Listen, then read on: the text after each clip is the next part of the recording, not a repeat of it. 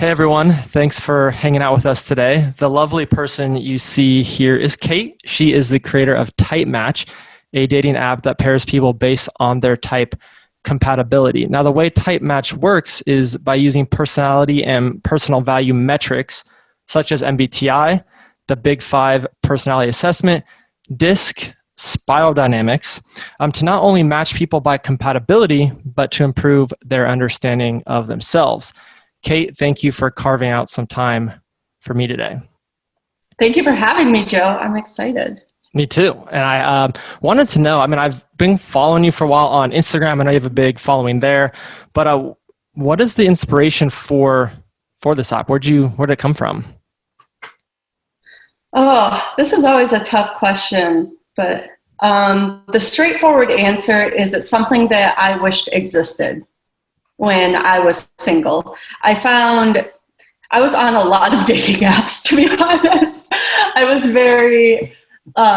in 2017, I was living in Spain, and I found that integrating in a new culture was much harder than I expected. And I was just super lonely and looking to connect with people. And one way to meet people was through dating apps.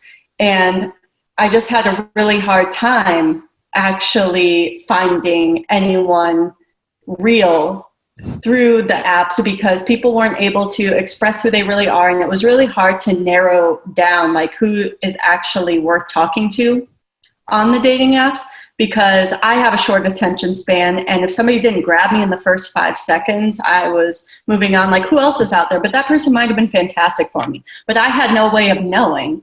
And I would just find like at the end of like spending a couple of hours on the dating apps, I just felt more lonely than ever and just kind of like demoralized. It's very emptying to do that. So I want to create an app that makes you feel understood, that connects you with people whose minds are built to understand yours, and really not looking to maximize the number of matches like so many apps. We're looking to maximize compatibility.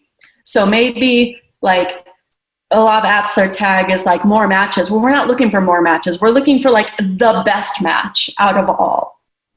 Okay, so definitely quantity over quality. That's unique quality in itself. So I guess you kind of answer my next question, but I think there's probably more there, which is, what is lacking in other dating apps that you are addressing with TypeMatch? Well, other dating apps, like some dating sites like eHarmony, which is like stale now. That's not something that people are really using anymore. They have their own compatibility tests at the beginning, but it's a really long test that's like a barrier to entry. And then it doesn't tell you anything about you at the end of it. You haven't walked away with any knowledge. You don't understand like that the matching isn't transparent, and they're not using MBTI. They're pretty much only using Big Five, I think, in that test and some other tests. But other dating apps, they've got a few different algorithms, a few different ways that the algorithm works. But like, for example, Tinder is matching you by how popular you are within the app. So if you get a lot of swipe rights, you're going to be shown people who also get a lot of swipe rights. And that's not necessarily the best algorithm for finding love, which is not what Tinder is even known for. Right. So that's really how we're different. We're trying to match you with people whose minds are complementary towards yours. Mm-hmm. And also being transparent in the way that we match, and taking you, ultimately the goal of the app is to take you on a journey of sort of self-discovery where you're learning more about yourself and your needs in a relationship. So when you do meet that person, you are better prepared to have a healthy relationship. Perfect. Okay. Usually it's like the ideal person in your head actually is not the person that you should be with. And maybe that's a way to find that out a lot quicker using your service than like making, the same mistake over and over when you could have just figured out that the ideal in your head is wrong, and this is actually what's going to be compatible. One of the compatibility things that I've actually started, I've followed a couple playlists through Spotify. You have like a user contributed collaboration type deal where there's like an INTJ playlist and a couple playlists where you want INTJs to contribute their music. That's a great idea because it goes beyond just like the personality. It's like sometimes music can be correlated in my mind, just like, by intelligence or by a certain feeling the music gives you. So where did you come with the idea that we should create, playlists for compatibility? I think I got to give that one to my boyfriend. He came up with that idea. Well, it was a joint effort. But I like to make content that is highly interactive. Like I do a lot of polls on Instagram, and then I compile the data, put it in a nice graph, give you the charts, and then people talk about it in the comments, and it always sparks like a great debate. And I always say, like, okay, this shouldn't be taken too seriously because it's derived from an Instagram poll, okay? This isn't published in a scientific journal, all right? But it's a lot of fun, and it's a great way to discover aspects of our personalities that we might not otherwise. Like, there's no question that shouldn't be asked. There's no page that shouldn't be turned. So I think it was really interesting to check out what type of music are the different types into, because I love hip hop, and I'm always interested in like what other types like hip hop or don't like hip hop or are drawn to this kind of music. And are you drawn more to the sound or to the lyrics? That's a great metric. And Man, the INTJ one is just, I got to talk to these people because some of it is just really bad. And I don't know if people are trolling in there or it's just like, I mean, it's very eclectic, I guess, but I found myself like, this is an amazing song. I've saved a couple, and some of them like, we need to figure out who this person is, and they're probably not an INTJ. I don't know. Yeah, that could be true. A lot of people are mistyped, and that's the biggest problem in the community. But yeah, I get comments on everything I create. Like, I don't agree with this playlist. I'm like, well, I didn't make it. So talk to your fellow INTJs about that. It says that on there. So this is collaborative. Like this, please, submit, but not your worst stuff. So now you recently developed a new type of relationship dynamics system. Can you tell us what that is? Yeah. Oh, I should have written that up on one of my whiteboards. Okay. So I have this new developed theory about, the foundations of a relationship are, oh gosh, what are they now? I have trust, respect, attraction, and investments. And I looked at where are those housed in terms of the personality. And I said them in that order because trust, I found, through my theory, is housed within the hero function, the dominant function. Respect is housed within the parent. Attraction is the child function, tertiary. And the inferior function is your investment in a relationship. And then we take that like, okay, if this is true, then the reverse must also be true. We go into the shadow side of the personality. For example, I'm an ESTP, so my shadow is ISTJ. And then we just flip it. So trust goes to, for the nemesis function, distrust. For the parent function, respect. Disrespect is the critic function, and so on and so forth. And the inferior function, that is where you invest. So therefore, the demon function is where you'll go when you are over the person, you're out of it, you want to break up, kind of a deal. I have a lot of videos like explaining, not a lot. I have a few videos, and I'm making more. I've got one up on the whiteboard today. I'm going to talk about investments, about each of these components and how it manifests in each type. So in this next video I make, I'll be talking about like, okay, what does investment in a relationship look for the different types? Because it does look different. For me, when I'm invested in you, that's when I'm like, I'm giving you my future. And I will do, you are now integrated into my future, and I will do everything I can in the present with my hero to make sure that that succeeds. But for my ISTP boyfriend, his is FE. And I need to respect that. For him to show me like that he's invested in this relationship, he is integrating me into creating harmony around him. So That is, yeah. no, that's great. No, and I understand that because I'm a big proponent of the BB model as well. So like all the archetypes as they go down makes a lot of sense. I never thought about it like that. Now, when you're explaining that, is that only for people that have like a master's level understanding of the type dynamics to really get that point across? I am really trying to make it more accessible. Okay, so I will discuss a little in my videos a bit about cognitive functions, but I think if you watch the videos, you're going to be able to follow along because, like I say, okay, well, this is this type, and this is what investment looks like for them, and you're going to get it. But in the future, moving forward, I do want to make my content more understandable for the masses. Okay, perfect. And that would probably be the only barrier to entry for some like a new person using the app. It would be like, I guess I get this, but it sounds like you're going to work Oh that no, out. that's not in the app. It's very accessible. Yeah, this Gotcha. is just in my videos that I'm explaining. Understood. Okay. Now, do you have to be obsessed? This is kind of, I already asked this question in a way, but you and I would be considered like obsessed with type and look like our lens of the world is like we look through type to identify things and people and movements and stuff like that. Do you have to be obsessed with type to get any use out of the app, or can you just be like, I'm looking for a new dating app, and will this be easily explained to someone that has like never taken MBTI before?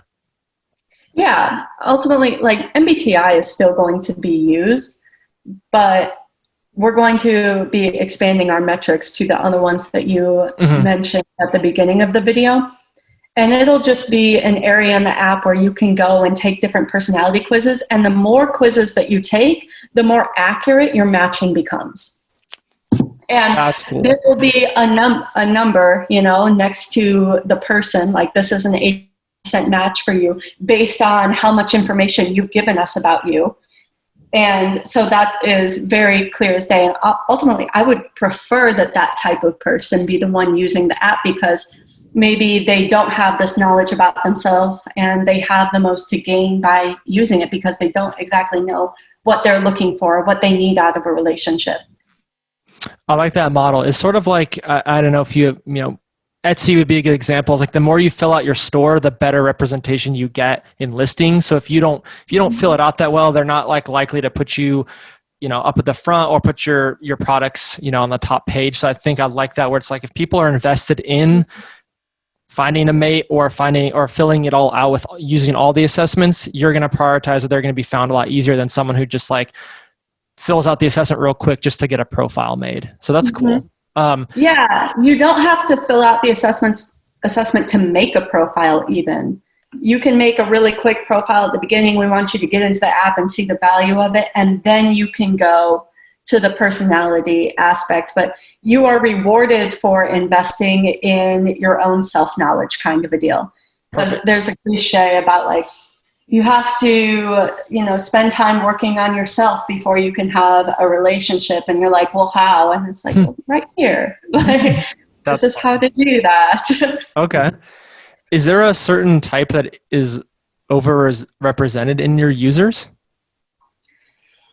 Oh, yes. There are certain types that, according to the statistics, are overrepresented. But the problem is that there are so many mistypes in the community in general. So, according to my Instagram polls, we have a huge number of INFJs, INFPs, INTPs, and INTJs. And there's the constant debate of people saying, wow, sensors aren't interested in MBTI at all, or these types are most interested in MBTI. And while that can be partially true, it's also true that a lot of people think that they're intuitives because they're interested in MBTI, because it's seen as like an abstract topic. So I like abstract topics, so I'm an intuitive. But sensors I have found, are equally interested in MBTI, but just approach it from a different angle of like what it is and what I can do with it and how I can see it in reality rather than just leaving it in perhaps like theory land. Okay. So you're saying the data tells you something, but you're intuitively thinking that it's because most people are mistyped. So how are you Well, how are you going to fix that if that's, you're trying to match someone, but you're not sure that yeah. that's actually their type? Yeah. Well, we're going to have the test in the app where you can say that you're this type, but if you take the test and it matches the type that you say that you are, then you will be verified. And of course, the problem with a lot of tests being inaccurate, especially if you know a lot about MBTI, is that they can easily be gamed. You understand exactly what they're asking. So it's tough to get around that. Can you just put in your, like, if you are like, verified or whatever, can you just put your type in right away without taking the test on your?